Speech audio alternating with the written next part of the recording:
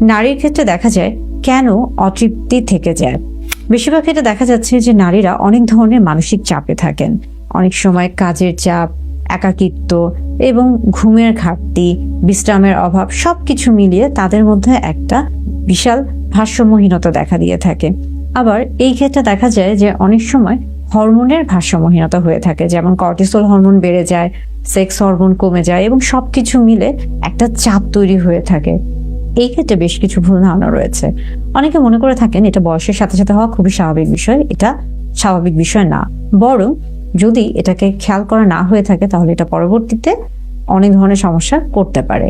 অনেকে মনে করে থাকেন নারীর ক্ষেত্রে তৃপ্ত অতৃপ্তর ব্যাপারটা কেন থাকবে, এটাও ভুল ধারণা। নারী এবং পুরুষ উভয়ের ক্ষেত্রে তাদের শরীরের একটা যৌন চাহিদা রয়েছে এবং তাদের সেই চাহিদাটা নিজেদের সর্বোচ্চ তৃপ্তি দিয়ে মেটানোর অধিকার রয়েছে।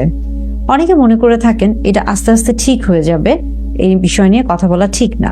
এমনটাও না। যখন এই জাতীয় কোনো সমস্যা খেয়াল করে থাকবেন তখন অবশ্যই যত দ্রুত সম্ভব আপনার সঙ্গীর সাথে খোলামেলা কথা বলার চেষ্টা করতে হবে এবং পরবর্তীতে যদি এই সমস্যার সমাধান না করা সম্ভব হয়ে থাকে তাহলে কিন্তু অনেক বড় ধরনের সমস্যা তৈরি হয়ে থাকবে।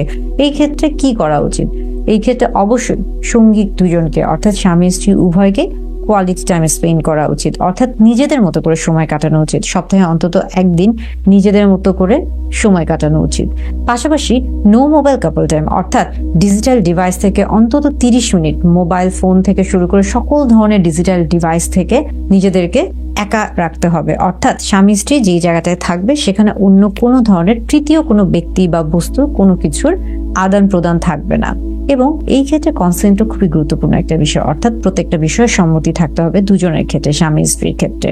অর্থাৎ এই ছোট ছোট বিষয়গুলোকে যদি খেয়াল করা হয়ে থাকে তাহলে খুব সহজেই নারীর যে অতৃপ্তি রয়েছিল সেটা খুব সহজেই মেটানো সম্ভব এবং একজন নারী খুব সহজেই সর্বোচ্চ যৌন তৃপ্তি লাভ করতে পারবেন।